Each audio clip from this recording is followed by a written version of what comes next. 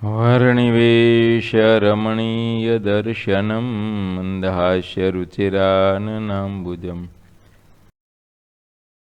पूजितं सुरनरोत्तमैर्मुदा धर्मनन्दनमहं विचिन्तये।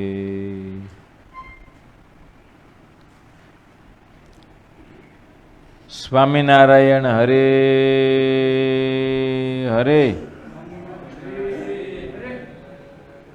શ્રી હરિચરિત્રામૃત સાગર પૂર 12 તરંગ 57. ભગવાન શ્રી હરિ કહે છે કે કઠણમાં કઠણ વાત તો એટલી જ છે કે યથાર્થ રીતે મહિમાને સમજવો. એમાં કઠણમાં કઠણ તો પ્રગટનો મહિમા સમજવો નહીં તો વિશેષ.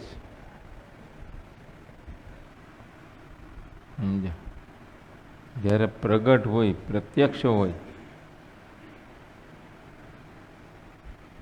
એ વખતે જેમ સેમ મહિમા સમજાઈ જાય કે ક્યારેય પણ કોઈ પણ સંજોગમાં સંશય થાય નહીં, કોઈ શંકાને સ્થાન જ ન રહે. પ્રગટ ભગવાનના ગમે તેવા ચરિત્રોને, તરે તરેના ચરિત્રોને એ પોતાની નજર સામે જોવે, સાંભળે તો પણ બધું કલ્યાણકારી જ મનાય.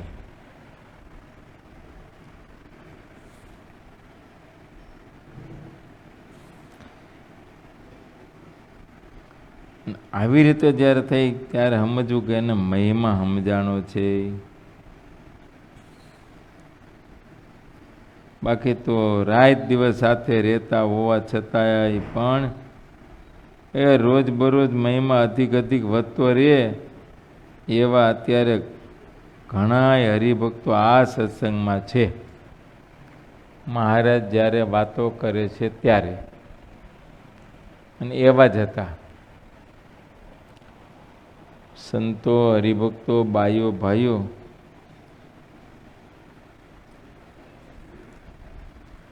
પૂર્વે ભગવાનના જે અવતારો થયા, રામકૃષ્ણાદિક, એ ભગવાનના અવતારો આ પૃથ્વી પર જ્યારે હયાત હતા ત્યારે બહુ ઝાઝા મનુષ્યોએ ઓળખા કે મહિમા સમજે ને ભગવાન તરીકે માયના હોય એવું બહુ ઝાઝું દેખાતું નથી. અમુક. અને ભગવાન સ્વામિનારાયણના યોગમાં જે આવ્યા તે એકદમ નિષ્ઠાવાન હરિભક્ત થયા. ભગવાન સ્વામિનારાયણની હયાતીમાં લાખોની સંખ્યામાં બાઈઓ, ભાઈઓ એને સાક્ષાત પ્રગટ ભગવાન માનતા હતા ને ઉપાસના કરતા હતા અને એને અનુભવવાનું હતું. અને અનુભવવાનું હતું એટલે એ આ લોકને અનંત પ્રકારની ઉપાધિઓને સહન કરી શક્યા.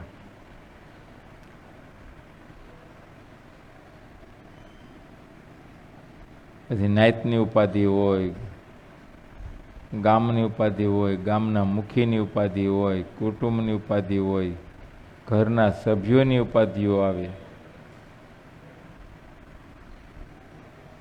સહન કર્યું છે. કેમ કે એ વિના સહન થાય નહીં કે ધીરજ રહે નહીં. એવી રીતે હજારોની સંખ્યામાં સાધુઓ હતા કે એક વખત એને ઓળખાણ થઈ કે આ સાક્ષાત ભગવાન છે તો એને રાજનો ત્યાગ કરતાં કઠણ ન પડ્યું. ગમે એવા સુખ હતા, સુખનો ત્યાગ કરતાં કઠણ ન પડ્યું. આ લોકની લાજ, લોકલાજ મુકતા પણ વાર ન લાગી. અને જ્યારે યથાર્થ નિશ્ચય થયો તો પરિણેલા પુરુષને પણ સ્ત્રીઓએ ત્યાગ કર્યો કે પુરુષોએ સ્ત્રીઓનો ત્યાગ કર્યો. એથીને મોટી વાત કે કોઈ મુમુક્ષુ કોઈ મતપંથમાં ભરાઈ ગયા હોય, એમની દીક્ષાઓ લઈ લીધી હોય, અને જ્યારે ભગવાન શ્રીહરિનો યોગ થયો ને યથાર્થ વાત સમજાણી, ત્યારે તે સંપ્રદાયની દીક્ષાઓનો ત્યાગ કરી અને સ્વામિનારાયણ ભગવાન પાસે દીક્ષાઓ લીધી છે ને સાધુ થયા છે. આ કઠણમાં કઠણ છે. બીજું તો થાય, એક વખત કોઈ પણ સંપ્રદાયને કોઈ પણ પંથની દીક્ષા લીધી અને એ દીક્ષા ઉતારી અને આની દીક્ષાને ગ્રહણ કરવી એ કઠણ. કદાચ ગમે એટલો ગુણ ભાવ આ તે બધું રહે,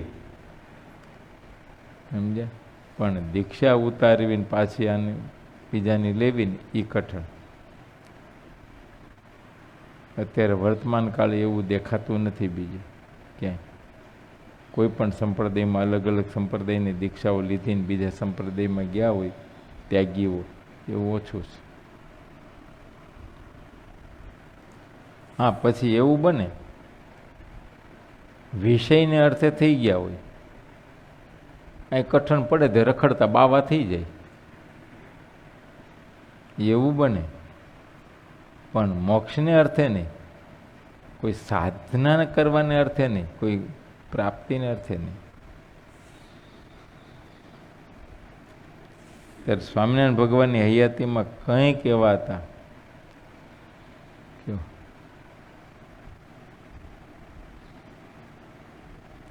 રામાનંદ સ્વામીએ ગાદી હોંપી અને તરત રામાનંદ સ્વામીએ એકાદ મહિનામાં દેહ ત્યાગ કર્યો. એ રામાનંદ સ્વામીના 14માને દિવસે સૌ પ્રથમ એમપીના ઝરણાપારણા ગામના શીતળદાસ કરીને હતા, વૈરાગી.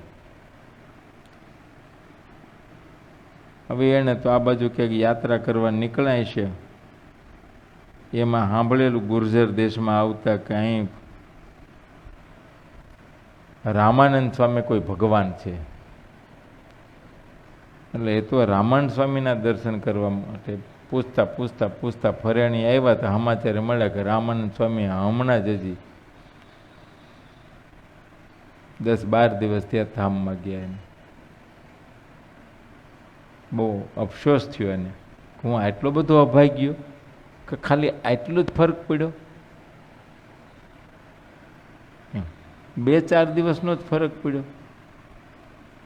પ્રગટ હતા, મને દર્શન ન થયા, ઉદાસ થઈ ગયા. પછી એમ થયું કે હવે તો અહીં દ્વારકામાં ભગવાન સાક્ષાત બિરાજે છે, અહીં સુધી આવ્યો છું તો દ્વારકાની યાત્રા કરું, ત્યાં જઈને દ્વારકાધીશના દર્શન કરું. આમ સંકલ્પ કર્યો. અંતર્યામીએ જાણ્યો. ભગવાન શ્રી હરિ કહે છે, કેમ મહાત્માજી આવ્યા ને તરત ભાગ્યા? તો હું તો આ પ્રમાણે આવ્યો તો રામાનંદ ભગવાનના દર્શન કરવા, પણ અભાગ્યો હું તો, મને દર્શન ન થયા. હવે દ્વારકા જઈને દ્વારકાધીશના દર્શન કરું. બીજું હું. મહારાજ કે તમારે ખરેખર અંતરથી એવી ભાવના લાગણી છે તો દર્શન થશે. હમણાં રોકાવ, એના 14મા સુધી રોકાવ, ત્યાં સુધી તમને દર્શન થશે. રોકાણા. 14માને દિવસે શીતળદાસને ભગવાન શ્રી હરિએ પોતાની સામર્થ્ય કરીને સમાધિ કરાવી અને સમાધિમાં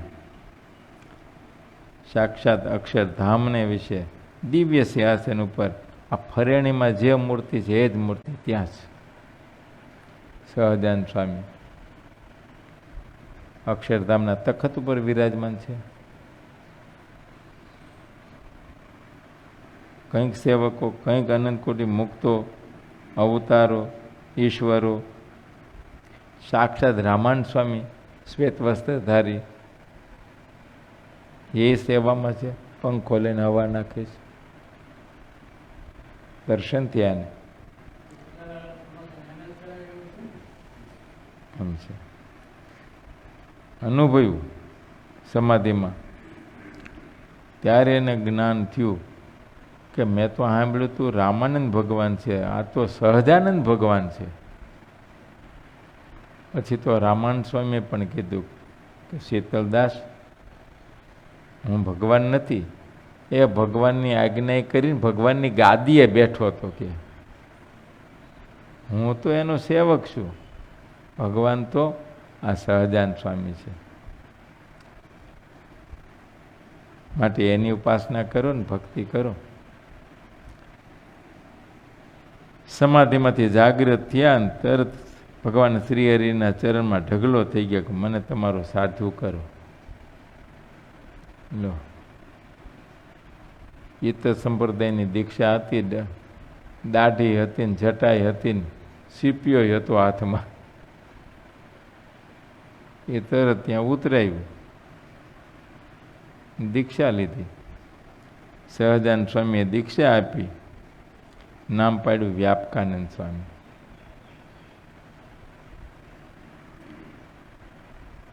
પછી તો આખી હારમાળા ઊભી થઈ. રામ ગલોલા અયોધ્યાના, આનંદાનંદ સ્વામી, નૃષ્યાનંદ સ્વામી, સ્વયં પ્રકાશાનંદ સ્વામી, અદ્વૈતાનંદ સ્વામી. તો કંઈક સાધુઓ કે ઇતર સંપ્રદાયમાં મોટી મોટી જગ્યાધારીઓ હતા. કોઈ તો મોટા મોટા રાજાઓના માનીતા ગુરુઓ હતા ને એ વખતના જમાનામાં હજારો રૂપિયાના તો વર્ષાસન રાજ તરફથી મળતા જગ્યાઓ ચલાવવા માટે, અને ભગવાન તરીકે પૂજાતા. રાજાઓ હાથીની અંબાડી ઉપર તો એની શોભાયાત્રાઓ કાઢતા.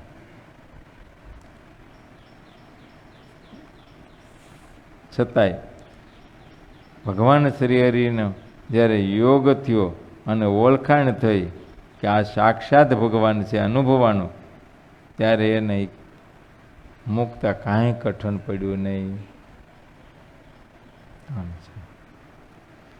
એટલે ભગવાન શ્રીહરિના સમકાલીન સમયના એની હયાતીમાં સ્વામિનારાયણ ભગવાનને લાખોની સંખ્યામાં બાઈઓ ભાઈઓ એને ભગવાન માનતા હતા. એને કોઈ મનાવી દીધા એવું નહોતું, એને અંતરથી અનુભવવાનું હતું કે આ સાક્ષાત ભગવાન છે. અને હજારોની સંખ્યામાં સાધુઓ હતા, અને એ એવા ખાલી એક ચીઠી ચબરખીએ નીકળી જાય ઘર મૂકીને, રાજપાટ છોડીને, મોટી મોટી પટલાઈઓ મૂકીને.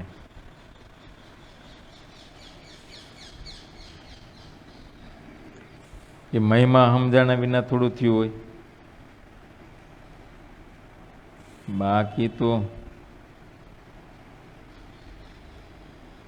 આપણે તો જરીક આમ સભામાં બેઠા હોય ત્યાંથી કીધું ને ભાઈ અહીં ને અહીં બેહો તોય કઠણ પડે. બોલો એમ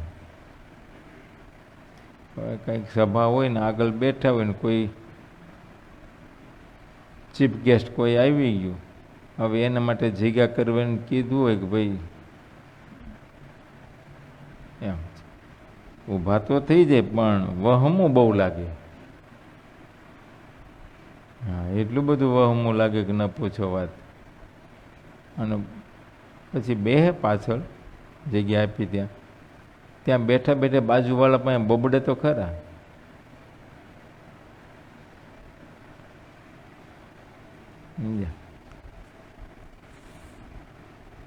સાધુને રૂપિયા વાળા જ વાલા લાગે એમ કે.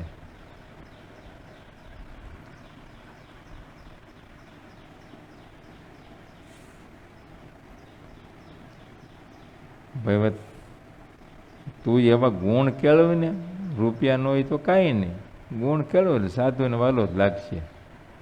સાધુને રૂપિયાવાળા વાલા છે એવું નથી, એ તો એક વ્યવહાર છે. અને સ્વામિનારાયણ ભગવાનની આજ્ઞા છે કે કોઈ રજુગુણી મનુષ્ય સભામાં આવે તો એને આગળ બેસાડવો. અને આ વિવેક તો ભગવાન પોતે રાખતા. જ્યાં જ્યાં સભા કરીને બેઠો હોય, ગામનો કોઈ મુખી હોય, ઘરઢેરો હોય કે કોઈ મોટું માણા હોય, પટેલ હોય, એ આવે ત્યારે સન્માનપૂર્વક એને ત્યાં બેસાડતા રાખતા. સત્સંગમાં સુખ આવે, સમજ્યા, બીજું કંઈ ન હોય. એને આગળ રાખીને એટલે આપણે સુખે ભજન થાય. એ તો ન નડે, અને કોઈક નડતા હોય તો આડા દેવા થાય.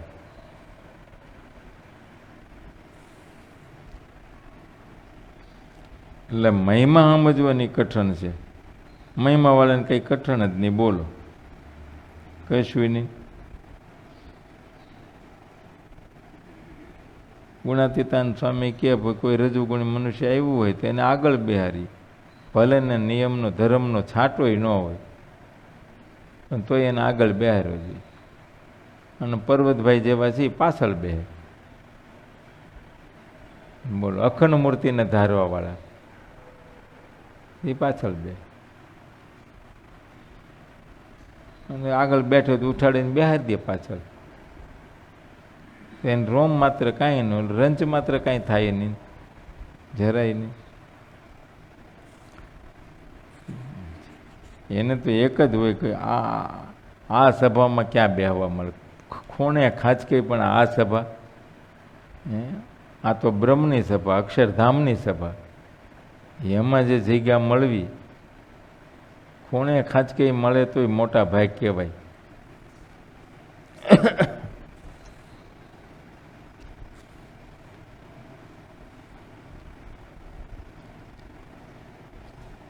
માટે રોજબરોજ ભેગું રહેવું, માહિતમાં વધતું જાય, ભાવ વધતો રહે, એ કઠણ છે. અને વધતો રહેતો એને મહિમા સમજાણો કહેવાય. રોજ ભેગું રહેવું, કેમ કે રોજ ભેગા રહેવાથી શું થાય, દૈહિક સ્વભાવ પ્રકૃતિ કંઈક આડું આવે ને. આ બીજા બધા તો છાસ વારે ભેગા થતા હોય તો એ તો એમ કે ભદ્રેશ ભગત થતું હોય ને, ગુરુ ભદો કે હવે એ કેટલું ઉપાધિ, ત્યારે કઠણ પડે. હવે કહેવાય ગયું ક્યારેક ક્યારેક ધકાઈ જાય, ક્યારેક વટાઈ જાય, ક્યારેક આડાવડે ઉઠાડીને બીજે બેહારે.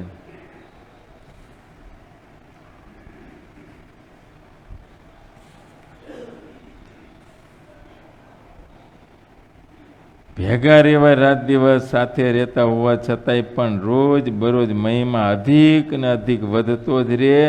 એવા અત્યારે તો આ સત્સંગમાં એ ઘણા હરિભક્તો છે. મહારાજ કે એવા ભક્તો માટે થઈને તો અમે વારંવાર સત્સંગમાં ફરવાનો અમે નિર્ધાર કર્યો છે, એટલા માટે સત્સંગમાં ફરીએ છીએ. એવા હશે ને.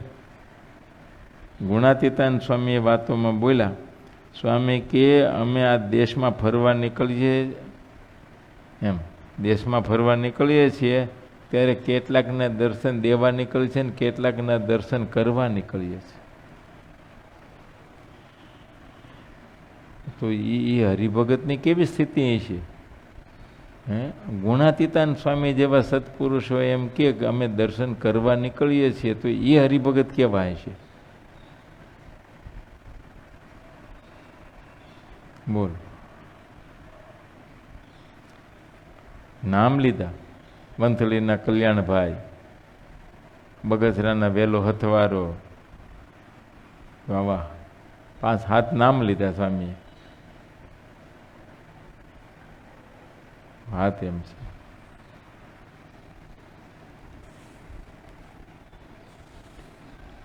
શું એની સ્થિતિ હશે? હવે એને ગ્રહસ્થ કેમ કહેવાય?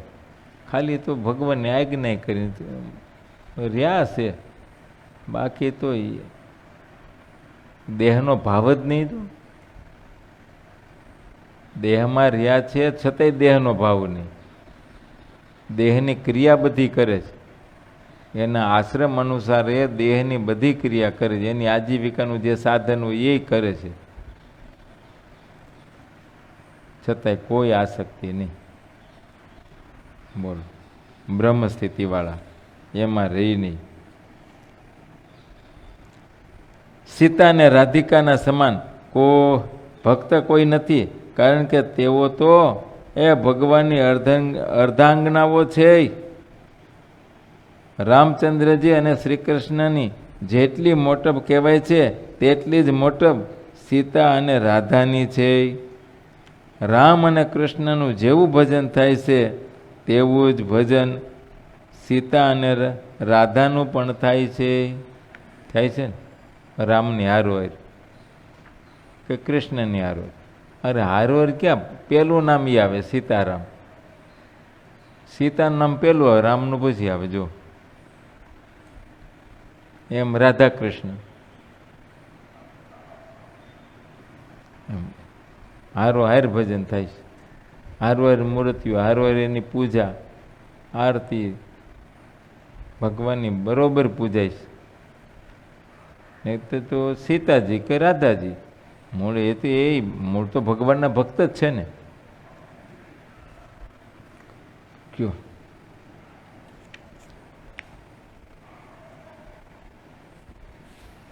પણ ભગવાનને વિશે એવો નિર્દોષ ભાવ.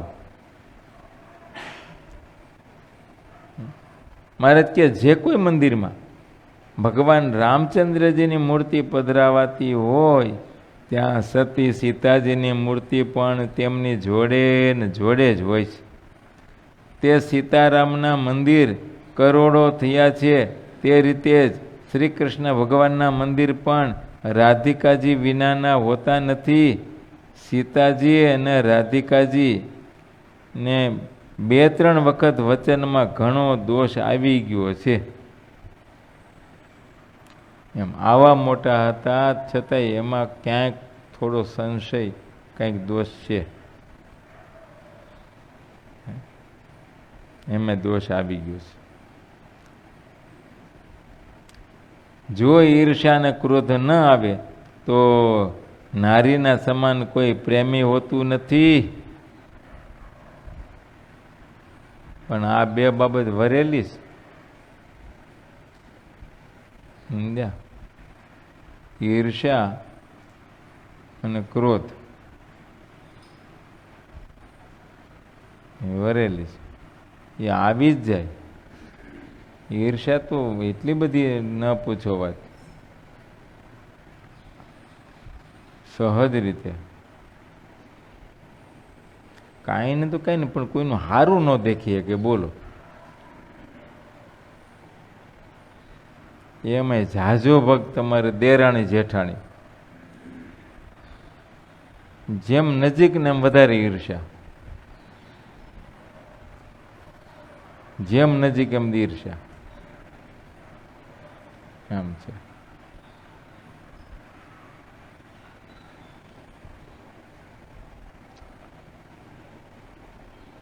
ગામમાં ગામમાં ઈર્ષ્યા થાય ને એવી બહાર ગામવાળા એ ન થાય. ગામમાં ગામમાં પાડોશી હોય ને એની હારે ઈર્ષ્યા થાય ને એવી પછી આઘાવાળાને હારે ન હોય. એમ પાડોશીમાં પછી પોતાનું કુટુંબ પરિવાર નાયત હોય ને એમાં જે થાય ને એવી બીજામાં નહીં.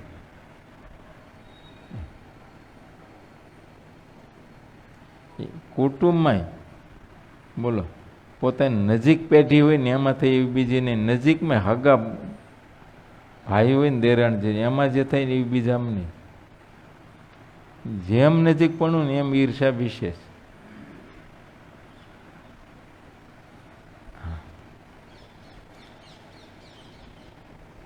અને ઈર્ષ્યા હોય તો ક્રોધ હોય જ. સ્વામી કે સ્ત્રીઓને વિશે ઈર્ષ્યા અને ક્રોધ આ બે દોષ ન હોય તો એના જેવું કોઈ પ્રેમી નહીં. બસ એ ભગવાનની કંઈ સેવાઓ કરે ને તો સેવાઓ ભગવાનની મંદિરોમાં કંઈ એ ઈર્ષાએ કરીને કરે. બોલો મંદિરમાં ઠાકોરજીની કોઈ પણ પ્રકારની સેવા હોય ને એમાંય પણ ઈર્ષાથી કરતા હોય. એમાં એકાદ કોઈ નિષ્કામ ભાવથી સેવા કરતા હોય ને એના હવે સહજ છે ભાઈ, નિષ્કામ ભાવથી સેવા કરતા હોય તો હવને એની સેવા ઉડીને આંખે વળગે અને એના પ્રત્યે એના બે શબ્દો હારા બોલાય કે ભાઈ બહુ સારી સેવા કરે છે, બે એની પ્રશંસા ક્યાંક થાય. પ્રશંસા થાય અને બળિતરા થાય. એના વખાણ થાય. હું અમે નથી. એ બીજે દિવસે એના કરતાં વહેલા આવીને એનું આડું કરવા માંડે. સમજ્યા? તો મને કાંઈ વાંધો ન હોય, ઠીક છે, એ કરે બહુ સારું, એ ભલે ભગવાનની સેવા કરે. પણ હવે આ તો ઈર્ષાઈ કરે એટલે એ તો એક દિન, બે દિન, ત્રીજે દિવસે થાકી જવાના હોય. અને રોજબરોજ કરતા એને ખબર જ હોય.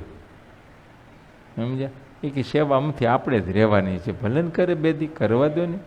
એનો ઉભરો આવ્યો છે તે એ ઉભરો બેસી જ જવાનો, બે દી કરશે.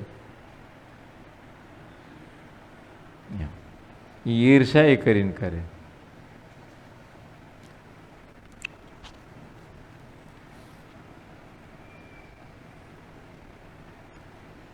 જ્યારે નારી જાતિમાં ઈર્ષ્યા કે ક્રોધ આવી જાય છે ત્યારે તે નહીં બોલવાની વાત બોલી નાખે છે. ગમે તેવી વાત હોય બોલી નાખે. કોઈ ગુપ્ત વાત હોય તો એ તે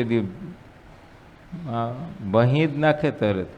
પછી વિચારે નહીં કે આને હવે ગલા ટૂંપો ખાવો પડશે, ઝેર ઘોળવું પડશે, એ બોલી નાખે. બોલ.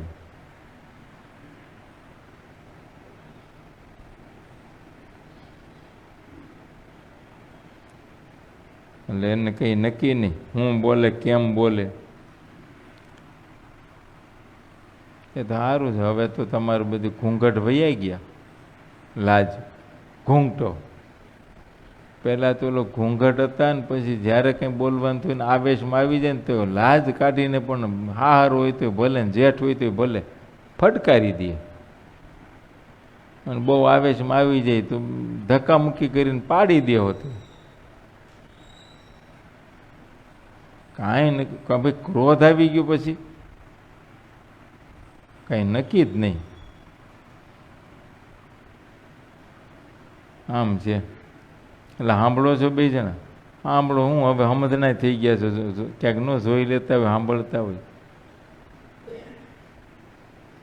આમ તો ક્યાંક ક્યાં સાંભળવું, હવે પોતપોતાના ઘરમાં જ જોવાનું, કુટુંબ પરિવારમાં હોય જ ને.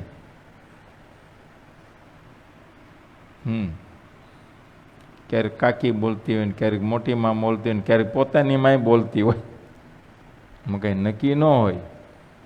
અને તે તો ગમે તે હોય, છે તો નારી જ ને.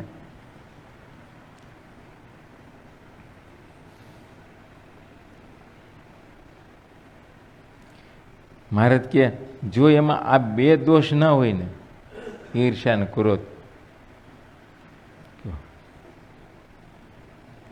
તો એને ભગવાનમાં એવું હેત થઈ જાય, એવું હેત થઈ જાય. કયો? હા. 10મી ભક્તિ કહેવાય.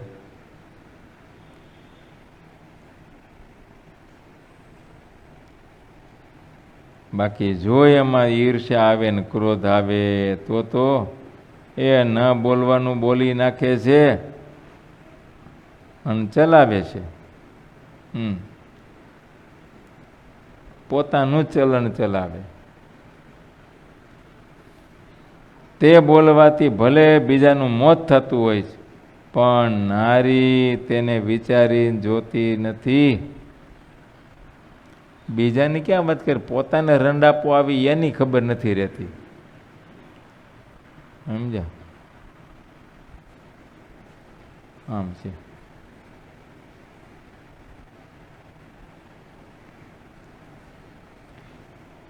હરિભક્ત નારીઓમાં બીજા ગુણો તો અપાર છે, પણ અમે તો નારીના ક્રોધથી રાત દિવસ ડરતા રહીએ છીએ. મહારાજ કે અમે બીસ. અરે એ આ તમારી તો હું ભલે થતી હશે. આ તો અનુમાન કરીએ અમે. એ પાર્થ ભગવાન કે અમે બીએ છીએ. કયો નહીં, અમે ભાઈ બીતા જ બધું રાખીએ છીએ, વ્યવહાર કરીએ ડરતા જ. આમાં કાંઈ ખબર નહીં ક્યારે ફૂફાડો મારે. કંઈક ફૂફાડો મારે સીધું ઝેર જ ઓકે. બોલો.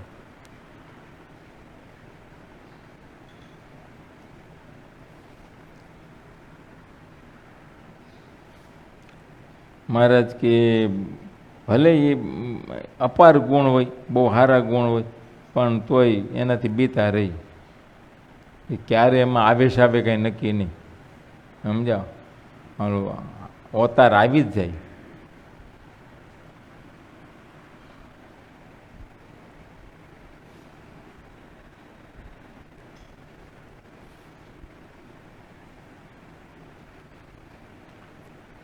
હું એક વખત સુરત ગયો તો, અમરોલી, તે સ્વામી પાસે બેઠો હતો. તે હરિભગત આવ્યા, આમ જાણીતા, બહુ લંગોટિયા, સાધુ થયા પહેલાંના, ઓળખ્યા બહુ સારી રીતે, અને ભગત માણ હાવ.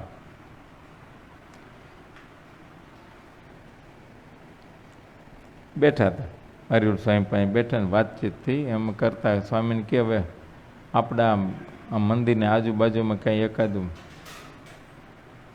મકાન મળે ભાડે તો એક રૂમ રાખવીશ. સ્વામી કે તમારે શું જરૂર છે? તમારે પોતાનું જ મકાન છે. કારણ કે એને પોતાનું મકાન એમાં રહે છે ને ઉપર પાછું ભાડે દીધેલું મોટું મકાન, અને 2 જ માણા, સંતાની કાંઈ નહીં, 2 જ માણા. સ્વામી કે તમારે જરૂર શું છે? તમારે ત્યાં સંતોનો યોગ છે, બાજુમાં મંદિર છે, બધુંય છે, તો અહીં કેમ? તો કે હવે મારા બા અત્યાર સુધી દેશમાં રહેતા હતા એકલા, પણ હવે ઉંમર થઈ ગઈ એટલે એનાથી થઈ શકે એમ નથી. મારે એને લાવવા પડે છે, લઈ આવ્યો છો. ડોશીમાં બીજું કાંઈ નહીં, આખો દી બાજુમાં મંદિર, તે મંદિરે રહે. સવારે ઉઠી નાહી ધોઈને વૈયા જાય મંદિરે, બપોર સુધી, બપોરે મંદિરે તે આવે, ખાઈને ઘડીક આરામ કરી પાછા મંદિરે વૈયા જાય. પણ હવે ઘરવાળાને કઠે છે, કરવું શું? હવે ડોશીમાં બિચારા કોઈ દી કંઈ બોલતાય નથી. અને આજના ડોશીમાં ક્યાંય બોલે એવા છે કોઈને ત્યાં?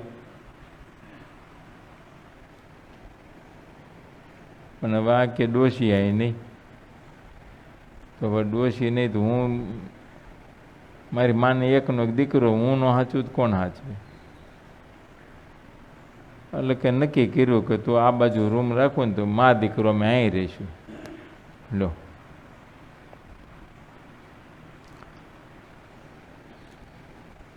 હવે ગુણ ઘણા હારા બાયુ માણા, એટલા બધા હારા કે સાંખ્યું કે બાયુઓની અખંડ સેવામાં રહેવાય. બોલો,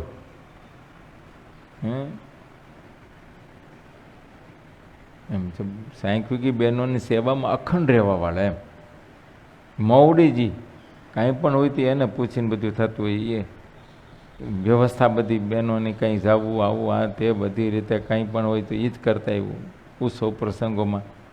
એમ મવડી. પણ હવે આ કોને ખબર? હવે સાસુબાની હારે 12મો ચંદ્રમાં.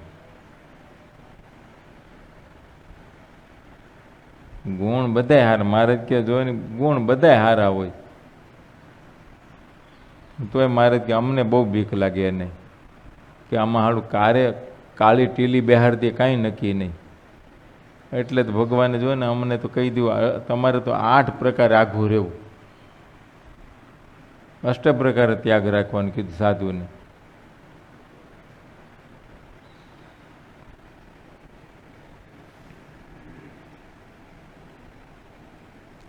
મહારાજ કે હરિભક્ત નારીઓમાં બીજા ગુણો તો અપાર છે, પણ અમે તો એ નારીના ક્રોધથી રાત દિવસ ડરતા રહીએ છીએ. એમ છે, આમાં કાંઈ નક્કી નહીં ક્યારે આવેશ આવી જાય. અને એક જ દારૂનો ઢગલો ગમે એવડો ભાઈ, ચિંગારી તો એક જરીક જ ને ભસ્મીભૂત કરી નાખે. એમ ગમે એટલા ગુણ હોય, ગમે તે બાબતે એક વખત જરીક આમ થયું એટલે પૂરું થઈ ગયું. બોલો, એ સ્ત્રીઓની બોલી સહજ સ્વભાવે બીજાને હઠાવવા પાછા પાડવા માટેની જ હોય. તમે જુઓ, સહજ સ્વાભાવિક બૈરાઓની કંઈ બાબત હોય ને, તમે 2-4 બૈરા ભેગા થયા હોય ને બે, એટલે કોઈની નિંદા જ કરતા છે. જે આવ્યું તો પછી હાવું હોય તો ભલે દેરાણી હોય તો ભલે જેઠાણી હોય તો ભલે, કે એની નળંદ હોય તો ભલે, કે આડોશી પાડોશી હોય, એટલે કેમ હોય? આમ તમને થોડી થોડી ખબર હોય. તમારું શું છે, વિથ ફેમિલી બેહવા જવાનું હોય ને કપલમાં બધાય, એ વાતો એ વળગ્યા હોય, આના ઘરવાળાને ભેગા તમારાય હોય.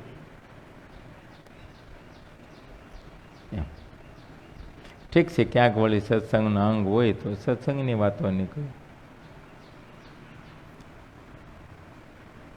ને બધી, નહીતર તો આમ જ આ આવી છે ને ફલાણી આવી છે ને ફલાણા આમ છે ને આમ કરે છે ને પેલી તેમ કરે છે ને. મહારાજ કે બોલો, એની એક જ વાત હોય, બીજાને હઠાવવા, બીજાને પાછા પાડવા અને પોતાની સરસાઈ દેખાડવી, બસ. પરંતુ તેના બોલવાથી જો સામો માણસ લાજ શરમવાળો હોય તો તેનું મોત થાય.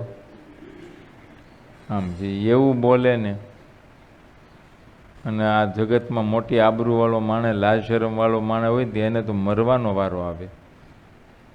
અને મરતા હતા ને, બાકી તો અત્યારે તો હવ નકટા થઈ ગયા એટલે ક્યાં વાત જ રહી. જે હરિભક્ત પુરુષો છે તેઓ નારીના ક્રૂર વચનોને સહન કરે છે. ધન્યવાદ છે તમને.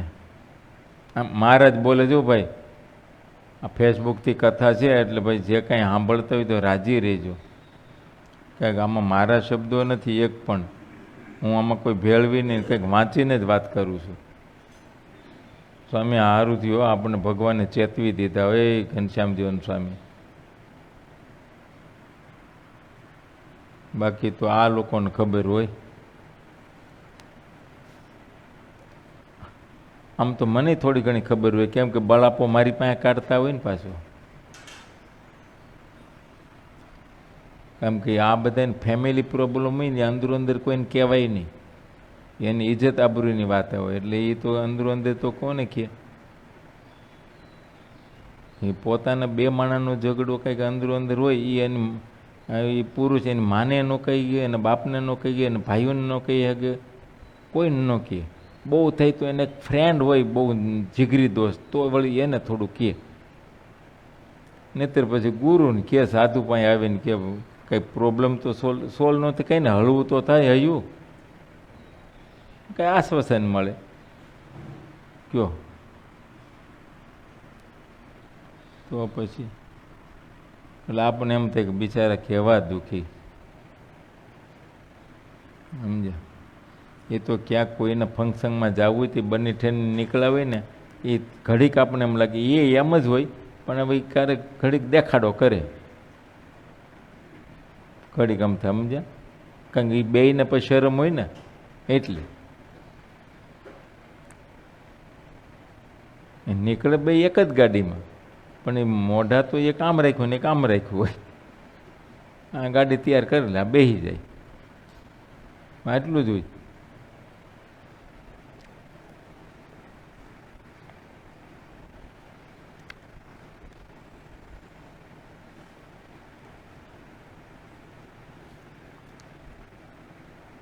મહારાજ કે જે હરિભક્ત આમ આમ આમ એકદમ એટલું છે ને, આ સેન્ટેન્સ એ આમ થોડું બોલ્ડમાં છે, મહત્વનું હોય છે એમ. આ લિપિ જે છે ને એ જાડા અક્ષરમાં છે. આમ કેમ છે બટ સંસાર આવો જ હશે કે? તો પછી જે હરિભક્ત પુરુષો છે તેઓ નારીના ક્રૂર વચનોને સહન કરે છે. એટલું બધું ક્રૂર વચન હોય કે કોઈ પણ પુરુષ છે, કોઈ પણ પુરુષો એને ઇતર માણસ કંઈ મા બેન સામે કંઈક બોલો હોય ને તો મરી જાય બોલો એની સામે, ઘરવાળી ગમે એમ કે સહન કરે છે.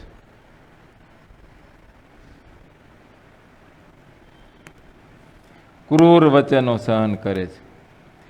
તેથી અમે તો તેમને ધન્યવાદ આપીએ છીએ. મહારાજે તમને ધન્યવાદ આપ્યા. બોલો એ છોકરાઓ, આવા ધન્યવાદ મહારાજને આપણે સ્વીકારવા નહીં હો, પડતા નહીં, એમાં નથી પડ્યા. એ પછી એવું ન સમજતા કે મહારાજ ધન્યવાદ આપે છે.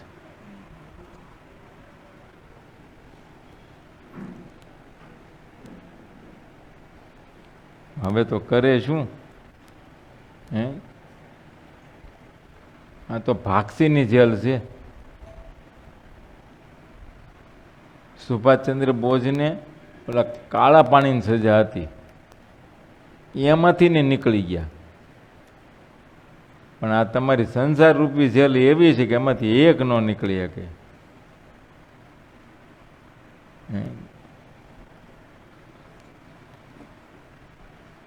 એમ છે કાળા પાણીની સજા. કાળા પાણીની સજા એટલે તમારે ઓલા ટાપુઓ છે ને, હે, અંડમાન ને નિકોબાર, ત્યાં જેલ. એમાં નથી ભાગીને જાય કેમ? ટાપુ છે, ફરતો સમુદ્ર. ત્યાંથી નીકળી ગયા હતા, પણ આમાંથી ન નીકળાયો. એટલે બોલે કીર્તન છે ને માવદાનનું, જગબંધનની જેલ તેને તોડવી મુશ્કેલ.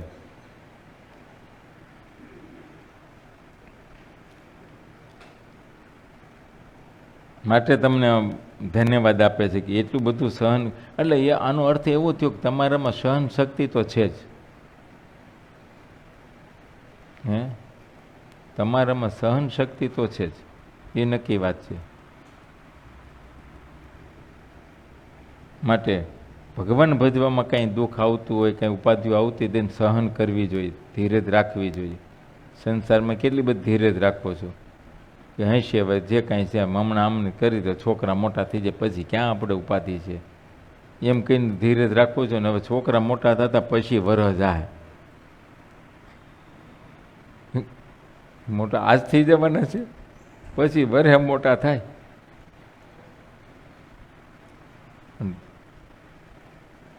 પણ તોય મહારાજ કે રામાયણમાં સીતાજીના વચન છે તેને સાંભળીને એ અમને નારીનો ડર લાગ્યો. શું વચન છે? હા, લક્ષ્મણજીને વેણ માર્યા હતા. એ કે તમને એમ કે રામ મરે તો સીતા મને વરે, સમજ્યા? હું જીભ કડીને મરું પણ તને ન વરું. આમ વેણ માર્યા. લક્ષ્મણજીને સંકલ્પ માત્ર નહીં, એ તો એને તો માતાનો ભાવ હતો. બોલો, 14 વર્ષના વનવાસમાં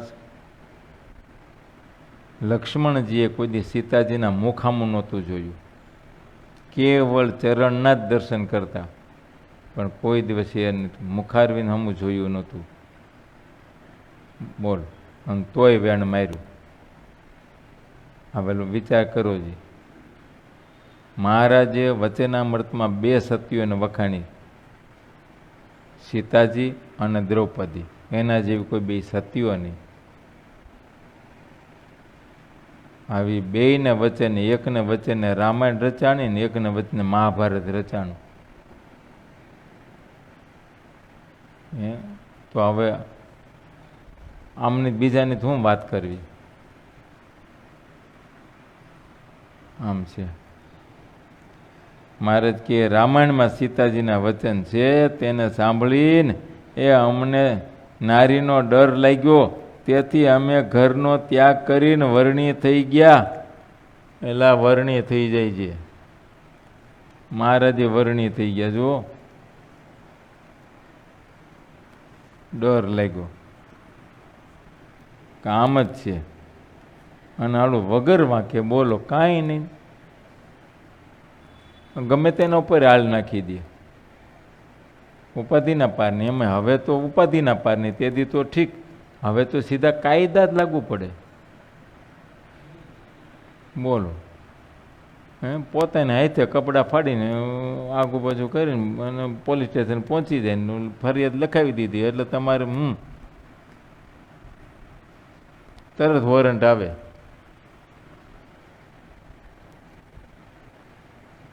વાત આટલી જ, એમાં કાંઈ સાક્ષીની જરૂર નહીં, બીજે બધે સાક્ષીની જરૂર, આમાં નહીં. એનું લુગડું ફાટેલું હોય ને એ જ સાક્ષી. કોણે ફાડ્યું, કેમ ફાટ્યું, કોને ખબર?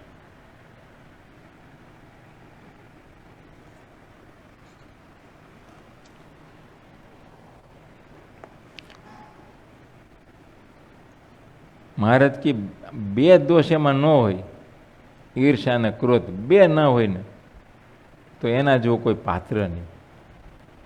બસ. પણ હવે આ બે દોષ એવા છે સહજ રહ્યા છે. એ તો કોક માયા પરના હોય કે જેમાં એ ના હોય. મહારાજની હયાતીમાં એ જે મહિલા હરિભક્તો હતા એકદમ નિર્દોષ ભાવવાળા, ને તેથી એ બિચારા ક્યાં ભણેલા ગણેલા કંઈ હતું, પણ ભાવ નિર્દોષ. ગોપીઓને જો ભગવાન પ્રતિ કેવો નિર્દોષ ભાવ હતો. ઠીક છે, એમાંય 3 પ્રકારની ગોપીઓ હતી.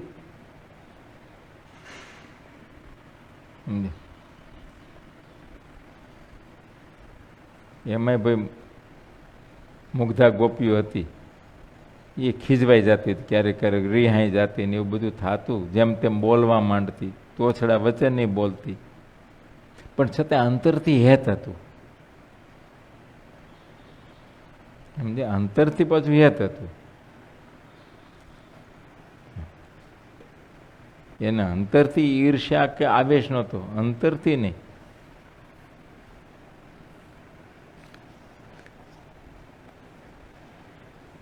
મહારાજ આવી રીતે કૌકાની સભામાં વાતો કરે. વળી આગળ વાત કરવા મહારાજ કે અમે અયોધ્યાપુરીમાં 5 વર્ષ રહ્યા ત્યારે રામાયણ સાંભળ્યું હતું. સમજે, હા, મહારાજ કે અમે આ નાના હતા, અયોધ્યામાં હતા, અને એ વખતે બધી દર્શન કરવા જતા. ત્યાં બધે રામજી મંદિરોમાં કથાઓ થતી હોય, એમાં ખાસ કરીને હનુમાનગઢીમાં તો કથા અચૂક થતી. અને મહારાજને બીજે બધે દર્શન કરે, પણ હનુમાનગઢી વધારે બેસતા. હનુમાનગઢીના પૂજારીઓને ભગવાન શ્રી હરિ વિશે બહુ ભાવ હતો, પ્રેમ હતો. મહારાજ કે અમે ત્યાં રામાયણ સાંભળી હતી.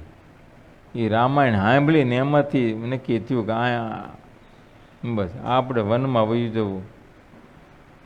સમજે, ત્યાગ સ્વીકારવો, પણ રાગ નહીં ભાઈ. હા, અયોધ્યાપુરીમાં અપાર મંદિર છે. ઠેક ઠેકાણે વૈરાગી સાધુઓ રામાયણની કથા કરતા હોય છે. જ્યારે જ્યારે આરતી થાય ત્યારે ત્યારે અતિ અદ્ભુત શોભા થતી હોય છે. ઘણા વાજિંત્રો વાગતા હોય છે, તેનાથી અયોધ્યાપુરી શોભતી હોય છે. એ બધા જ મંદિરોમાં હનુમાનગઢીનું મંદિર વધારે સારું અને મોટું કહેવાતું. હરેક મંદિરે દર્શન કરવા જવાનો અમારે નિયમ હતો. મંદિરમાં જે વૈરાગી સાધુ રહેતા તે અમારી વૃત્તિને દેખીને, એટલે વર્તન દેખીને, હા, અમારું વર્તન દેખીને અમારા ઉપર વારંવાર હેત દેખાડતા. અને સાધુ ઘણા નિષ્કામી હતા એમ છે. એટલે મહારાજને હેત થતું નથી. મહારાજને હેત થાય નહીં વૈરાગીઓ ઉપર, પણ એ વૈરાગીઓ બધા નિષ્કામ હતા. ભગવાનના મહિમા સમજીને ભગવાનની સેવા પૂજાઓ કરતા ને રહેતા. દરેક મંદિરમાં અમને 5-5 પતાસા પ્રસાદીના નિત્ય ઉમંગથી આપતા. પૂજારીઓને બહુ ભાવ ને, એટલે જ્યારે ઘનશ્યામ મહારાજ દર્શને જાય ને એટલે પૂજારીઓ એને પતાસા આપે પ્રસાદમાં. આમ વધારે આપે, બીજાને તો કદાચ 2 આપે, અહીં 5-5 આપે.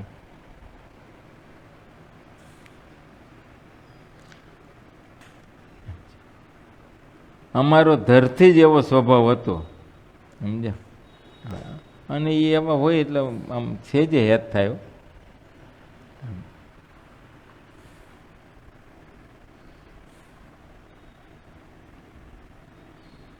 અમારે જો ઓલા છોકરાઓ છે, 4-5 છોકરાઓ છે, મંદિરે આવવાવાળા ને રહેવાવાળા, સાંજે સંધ્યામાં હોય, કોઈ ઢોલકા વગાડે ને કોઈ ઝાંઝ વગાડે ને, કેમ તમે હવે એ છોકરો પર હેત થાય. એમ કંઈક કંઈક એવું કંઈક હોય ને તેમ થાય કે લાવ છોકરાને પ્રસાદ આપીએ, કંઈક આપીએ, જમાડીએ. કાંઈ ન હોય તો લાડવો પકડાવી દઈએ કંઈક, એમ હેત થાય.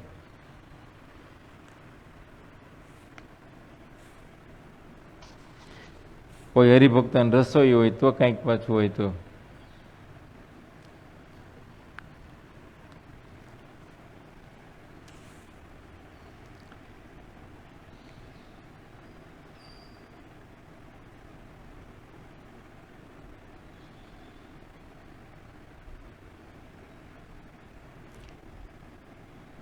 દરેક મંદિરમાં અમને પાંચ પતાસા પ્રસાદીના નિત્ય ઉમંગથી આપતા.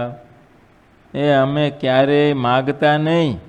અમારો ધરથી જ એવો સ્વભાવ હતો. હા, માગતા નહીં. સાંભળું?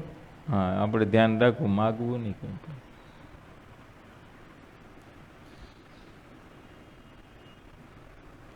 અવશ્ય કંઈક જોઈએ, ભગવાન આપી રહે.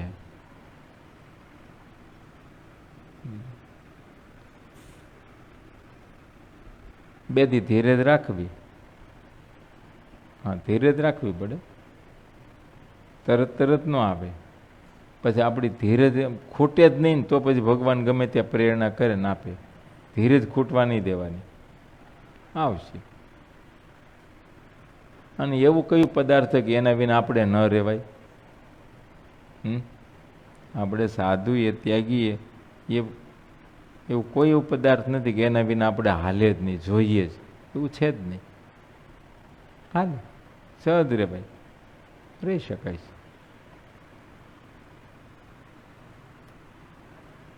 મહારાજ તો વાયુ ભક્ષણ કરી નહીં રહેતા, તો પછી આપણે ટક બપોર આખું પાછું થાય. મળશે તો ખરું જ, બપોર ન મળે તો સાંજે મળશે. કદી એકાદ દિવસ ન મળ્યું તો બીજે દિવસે મળશે.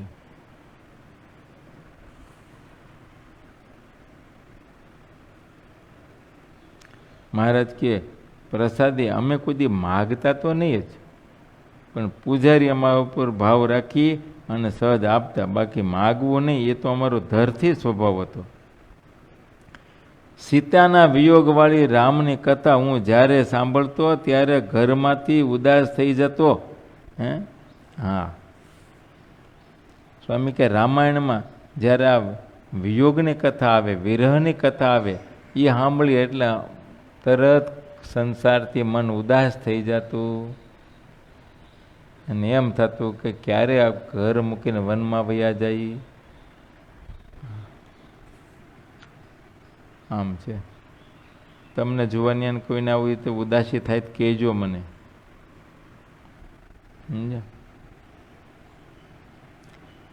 સીતાના વિયોગવાળી રામની કથા હું જ્યારે સાંભળતો ત્યારે ઘરમાંથી ઉદાસ થઈ જતો હતો.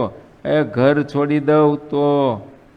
છોડી દઉં તો માતાને પિતાને બહુ દુઃખ થશે, આવું વિચારીને હું ઘરમાં રહ્યો. પણ આપણે બહુ વિચાર ન કરવો આવો. આ તો મહારાજનો વિચાર છે, એ તો સમર્થ છે અને એ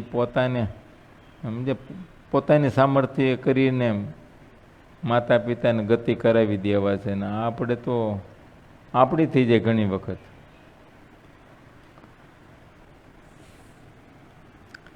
હા, માતા પિતાને દુઃખ થશે કેમ કે એ તો ધર્મ અને ભક્તિનો અવતાર હતા ને, એટલે આવું વિચારીને હું ઘરમાં રહ્યો હતો. આવો વિચાર કરતાં કરતાં માતા અને પિતાના દેહાંત થઈ ગયો. લો, આ વિચારમાં હતા તો પેલા માતાએ દેહ મૂક્યો, પછી તરત લાંબુ કાંઈ નહીં, પછી તરત પિતાએ દેહ મૂક્યો. અને માતા ને પિતાએ દેહ મૂક્યો એટલે નક્કી થયું કે હવે આપણો માર્ગ મોકળો થઈ ગયો, ખુલ્લો થઈ ગયો. હવે આપણે કોઈ રોકનાર નથી. રોકનાર તો અમથું કોઈ નહોતું, પણ આ ધર્મ ને ભક્તિ દુખાય નહીં એટલા માટે મહારાજને એમ હતું કે અમારા માટે અમારા વચને કરીને અહીં આવ્યા છે. હા,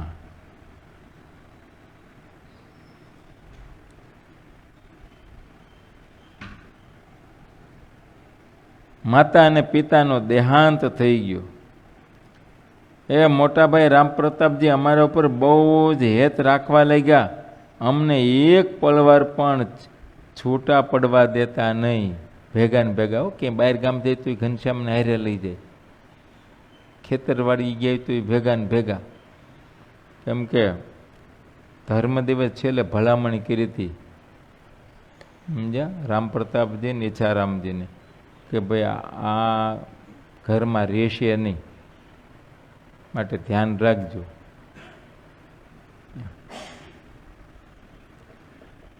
ઘણા પ્યારથી અમને સાથે સાથે જ રાખતા.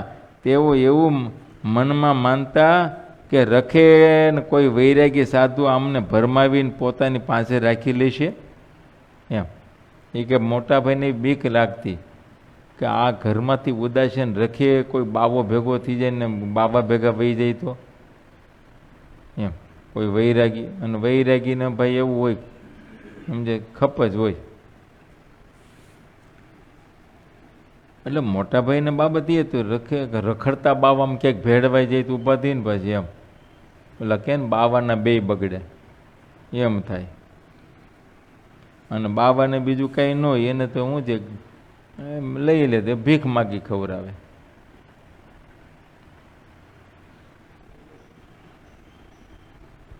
એટલે છૂટા ન પડવા દેતા, ભેગા જ રાખતા, પાસે જ.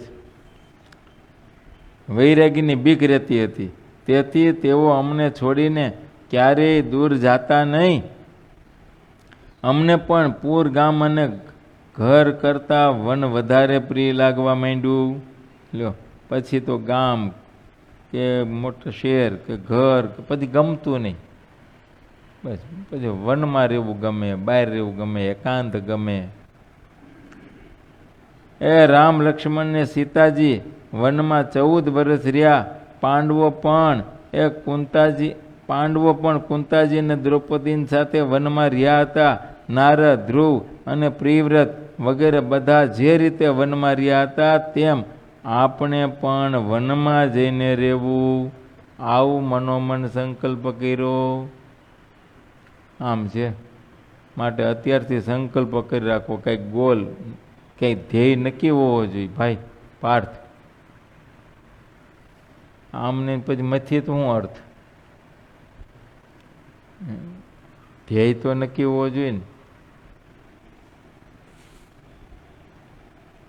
મારે સાધુ થવું હતું, મેં 1 વર્ષ અગાઉ નક્કી કર્યું હતું. બોલો, અમે યાત્રા કરવા નીકળ્યા. પહેલાં કચ્છની યાત્રા કરીને પછી સોરઠની કરવાની હતી. કચ્છની યાત્રા કરવા નીકળ્યા તો કચ્છની યાત્રા કરવા નીકળ્યા એ વખતે હરિવલ સ્વામી, લક્ષ્મી સ્વામી અને આ ભગતનું નામ હું જ ભૂલી ગયો, વેડરોડ રમેશ ભગત, આ 3 જણા ત્યાં રોકાઈ ગયા ત્યાગી થવા માટે. એ 3 ત્યાં રોકાણે એ જ વખતે મેં બસ એ કચ્છની ભૂમિ ઉપર મેં સંકલ્પ કર્યો કે આવતે વર્ષની દિવાળી આપણે નીકળી જવું. 1 વર્ષ અગાઉ નક્કી કર્યું હતું, આ દિવાળી આ રોકાણ હતા, આવતી દિવાળી આપણે નીકળી જવું. પછી જોગ મળી ગયો તો દિવાળી પહેલાં નક્કી થઈ ગયું. દિવાળી તાગી રહી જેઠ મહિનામાં જ. દર્શન કરવા ગયો તો સંતોના, મને કે રોકાઈ જાય, રોકાઈ ગયા. પૂરું નક્કી જ હતું, તો ધ્યેય નક્કી હતો ને.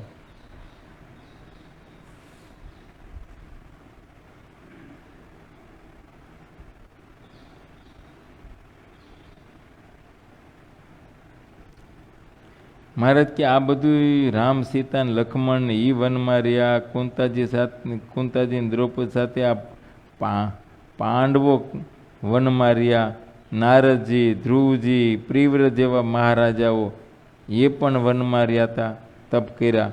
આ બધું જોઈ, કથાઓ સાંભળી અને નક્કી કર્યું કે આપણે પણ વનમાં જઈને રહેવું. આવા મનોરથો મારું મન કરતું રહેતું. આમ મનમાં મનોરથ કરતાં કરતાં એક દિવસ અમે ઘરથી ચાલી નીકળ્યા. મનમાં આવા મનોરથ સંકલ્પ થયા જ કરતા હતા. એક વખત બળ્યો સંકલ્પ થઈ ગયો ને તેથી ઘર મૂકીને નીકળી ગયા. વહેલી સવારે નાવાને મિશે રોજ સરયુમ નાવા જતા હતા તેથી વહેલા નીકળી ગયા. યોગીરાજના જેવો વેશ ધારી લીધો અને ઘણા ભયંકર પર્વતો તથા વનોમાં અમે ફર્યા.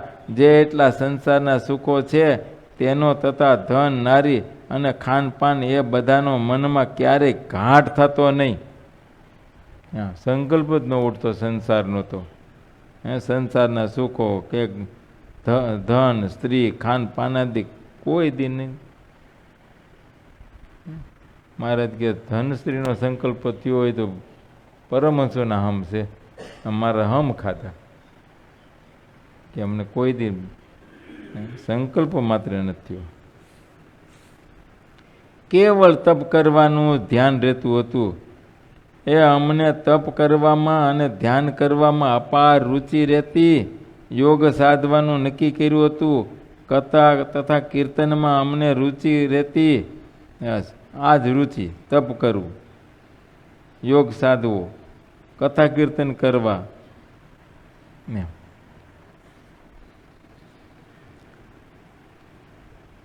અને ત્યાગીને આવી સહજ રુચિ રહેવી જોઈએ તો જ એનો ત્યાગ પાર પડે.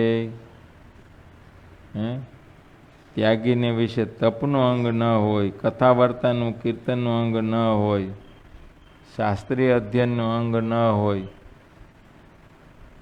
તો એ પાર ન પડે.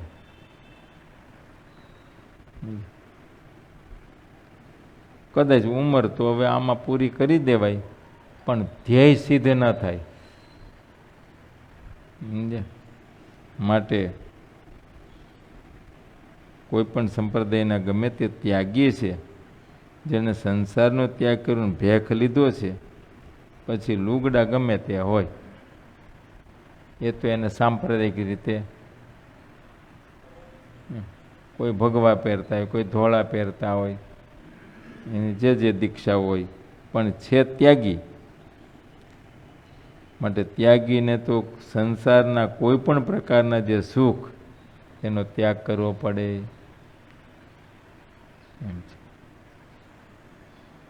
ખાન પાન લુગડા લતા તે ઘર મકાન એ બધું સુખ સંસારનું છે.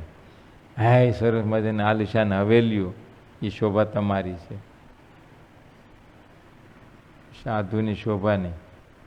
આમ તો સાધુની શોભા પર્ણકોટી કહેવાય, સમજ્યા?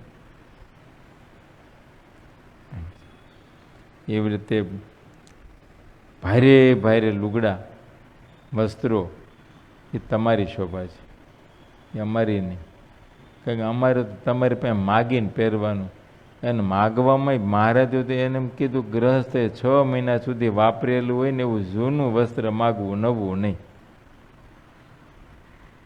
પછી ભાવથી નવું લાવે તો લેવું ખરું, પણ માગવું એ તો જૂનું. એ અવશ્ય કે 11 લુગડા જે સાધુને રાખવાના કીધા છે એમાંથી કોઈ ફાટી ગયું, ચોરાઈ ગયું, કંઈ ભૂલાઈ ગયું કે જીર્ણ થઈ ગયું તો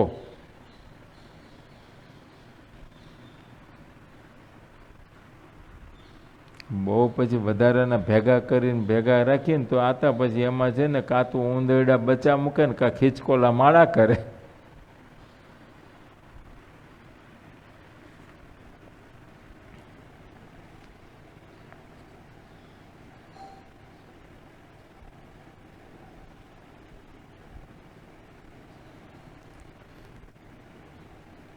માટે સાધુને સહજ રુચિ એવી રહેવી જોઈએ કે સહજ રીતે તપપરાયણ. અને તપ એ 2 પ્રકારના, બાહ્ય અને આભ્યંતર. દેહે કરીને કંઈ વ્રતો કરવા એ પણ તપ છે, સમજ્યા? ઇન્દ્રિયોનો નિગ્રહ કરવો એ તપ છે. અને મન આદિક અંતઃકરણનો નિગ્રહ કરવો એ આભ્યંતર તપ છે. મનને વિશે ભગવાન વિનાના બીજા સંકલ્પ ના થવા દેવા, બુદ્ધિને વિશે ભગવાન વિનાના બીજા નિશ્ચય ન થવા દેવો, ચિત્તમાં ભગવાન વિના બીજું ચિંતન ન થવા દેવું, અને અહંકારે કરીને પણ એમ સમજવું હું આત્મા છું, હું ભગવાનનો દાસ છું. પણ આ લોકોને અહમપણું ના આવવું જોઈએ, અભિમાન નહીં.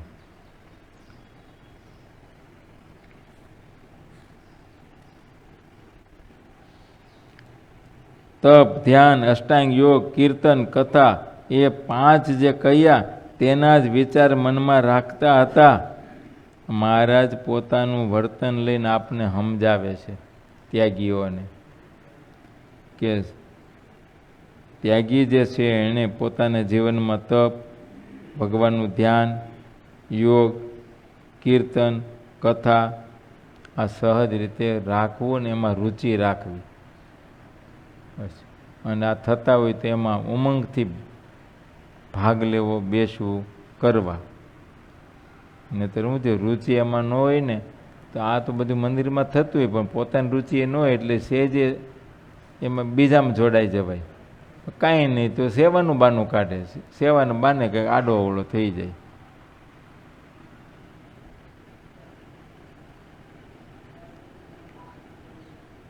સમજ્યા? વિહારલાલજી મહારાજે કોઠારી, ભંડારી અને પૂજારી આ 3ની વાત લખી છે.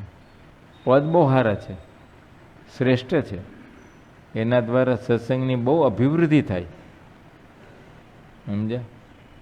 કોઠારી દ્વારા સત્સંગની કંઈક માણસોને બોલાવવા ચલાવવા આવે, રાખો રખાટ હોય તો હેત થાય, સત્સંગ વધે. એમ કોઠારી થોડા ઉદાર સ્વભાવના હોય તો સત્સંગ વધે. પછી કોઠારી બહુ પહેલાં હોય સંકુચિત વૃત્તિના તો સત્સંગ વધે નહીં. એમ એવી રીતે પૂજારી ભગવાન વિશે ભક્તિભાવથી વાઘા શણગાર અને ઋતુ અનુસાર બધી રીતે થાળ મેવા ભાવથી સેવા કરતા હોય નિયમમાં રહી તો લોકોને દર્શનનું સુખ આવે. એમ ભંડારી ઉદાર હોવા જોઈએ. મંદિરને વિશે જે આવતા હરિભક્તો હોય, દર્શનાર્થી હોય તો એને આમ જમાડવા કારવા. પછી તો દર્શનાર્થી ક્યારેક ભાઈ યાત્રાવાસી છે અહુરાય આવે પણ ભાવ એવો ને એવો રહેવો જોઈએ. અહુરા આવ્યા તોય ભલે મોઢું ના બગડવું જોઈએ. એમ છે તો સત્સંગની અભિવૃદ્ધિ થાય. 3 પદ હારા છે. અને 3 પદને શાસ્ત્રીય રીતે સમજતા ન આવડે તો 3 પદ નરકના અધિકારી થઈ જાય. આમ છે.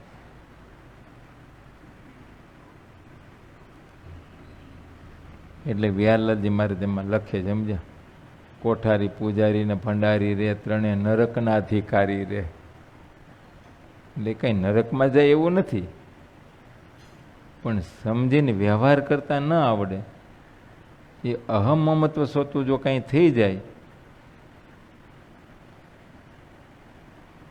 કંઈક આઘું પાછું થાય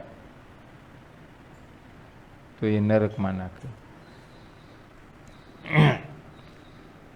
પદ ખરાબ નથી, પદ સારા જ છે. કોઈ પણ પદ સારું જ હોય.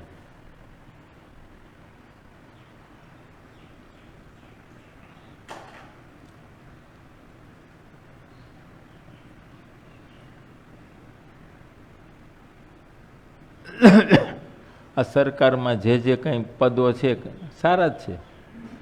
અલગ અલગ ખાતાઓ હોય, જે ખાતામાં જેની યોગ્યતા પ્રમાણે નિમણૂક થતી હોય એ પોતાની નૈતિક ફરજ બજાવે યથાર્થ રીતે તો આમ જનતાને બહુ સુખ થાય. કયો? અને આમ જનતા સુખી થાય તો સહજ રીતે આબાદી વધે ને બધી રીતે. પણ એ અધિકારનો મિસયુઝ થાય તો કોઈને સુખ ના આવે. એમ છે. પણ સુખ ના આવે એટલું જ નહીં, પોતે નરકનો અધિકારી થાય. નૈતિક ફરજ છૂટ્યા એટલે પાપ જ થયું. એટલે શાસ્ત્રોમાં જે જે પદ જેના જેના કીધા છે, પદ સારા છે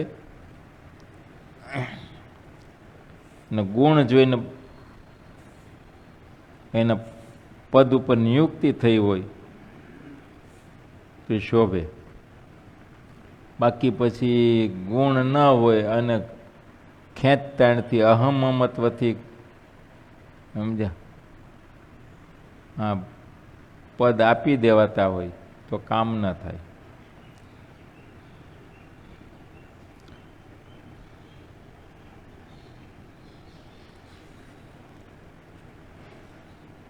તપ, ધ્યાન, અષ્ટાંગ યોગ, કીર્તન, કથા એ 5 જે કહ્યા તેના જ વિચાર મનમાં રાખતા હતા.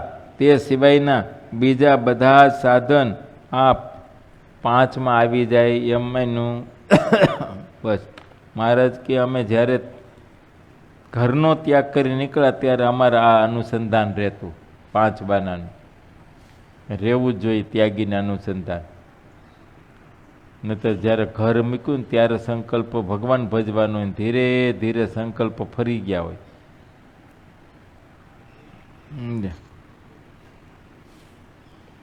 પછી તો એવું થઈ જાય. બિહારલાલજી મારે લખે હરિલામૃતમાં, ગ્રહસ્થા ઉપર ભગવું રહ્યું છે. લોગડું ભગવું હોય, રીત ગ્રહસ્થની થઈ ગઈ હોય. છે જ ને, ઘરધારી સાધુઓ છે ને એ મૂળમાં બધે ત્યાગી જ હતા. અત્યારે જેટલા ઘરધારી સાધુઓ છે સમજ્યા, ઘરધારી બાવાઓ છે એ બધા મૂળમાં તો એ જ હતા. એકદમ મૂળમાં જવું એ બધા ત્યાગી ફકડ જ હતા. પણ ધીરે ધીરે ધીરે ધીરે આ બાબત બની, આમાંથી આખું ઘરધારી સાધુઓનો સમાજ આખો ઊભો થઈ ગયો.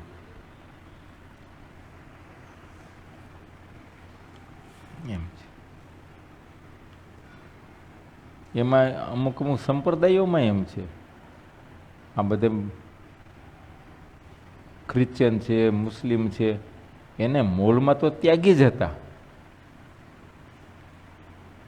સમજ્યા? એને પોપ હોય તોય ભલે, બિશપ હોય તોય ભલે, કે ફાધર હોય તોય ભલે, એ મૂળમાં બધે ત્યાગી જ હતા. પછી ધીરે ધીરે ધીરે ધીરે પ્રસંગ થતા પછી લાંછન લાગવા માંડ્યા.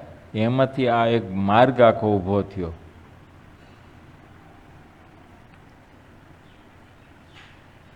જેમ કે તમારે બહુ જૂનામાં વૈયા જવું, પુરાણોની દ્રષ્ટિએ,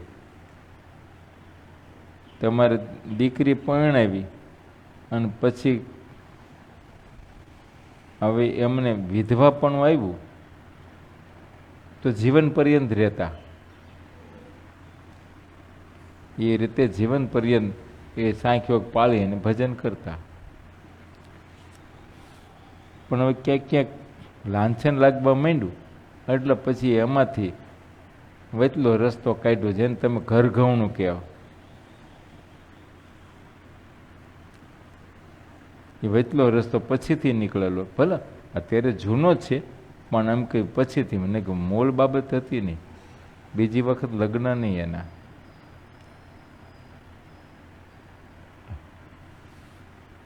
પછી તો શું છે, જેમ જેમ દેશકાળ આવતા હોય દેશકાળને અનુસારે કંઈક કંઈક ફેરફાર થયા હોય,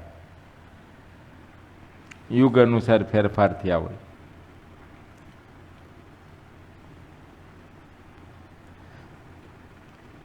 અને હવે તો બધું ઘણો ફેરફાર કરી નાખ્યો. તો પછી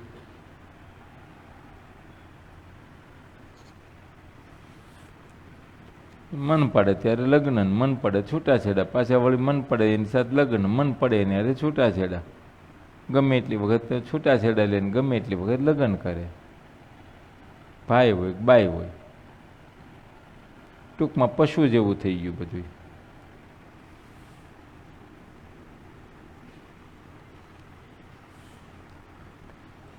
કાયદાકીય રીતે નિર્બાધ છે.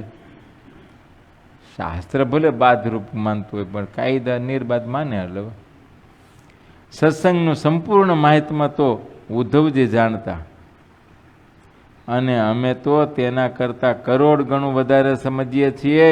આટલી વાત શ્રી હરિ કરી અને કવકા ગામથી ચાલ્યા અને જેતલપુરમાં આવ્યા. ત્યાં જે પોતાની જગ્યા, મહારાજની ત્યાં જગ્યા હતી, રહેવાનું સ્થાન હતું, પોતાની જગ્યા હતી, ત્યાં આવીને ઉતર્યા અને મનમાં ઘણો જ હરખ છવાઈ ગયો. ગામમાં જે મોટા મોટા પાટીદાર હતા તે બધાને શ્રી હરિએ બોલાવ્યા. એ નાગર વૈદને સાથે લઈ અને વિપ્ર આશારામ પણ આવ્યા. શ્રી હરિએ તે વિપ્રને કહ્યું કે હવે ઉત્તરાયણને વચ્ચે એક જ રાત રહી છે, સંક્રાંતિ. આ એક ગામના વિપ્રોને જમાડીએ તો કેટલું ઘી જોઈએ? હવે ઘીનું લેખું કાલ કરશું હતા, બરાબર ને? કારણ કે ઘી જાજુ વરે ને, કારણ કે આપણે લેખું તો કરવું જ પડશે. આપણે એક વખત સભા તો કરવી પડશે ને, કારણ કે આપણે જગન કરવો છે ને પાછો. તો પછી સહજાનંદ સ્વામી મહારાજની જય.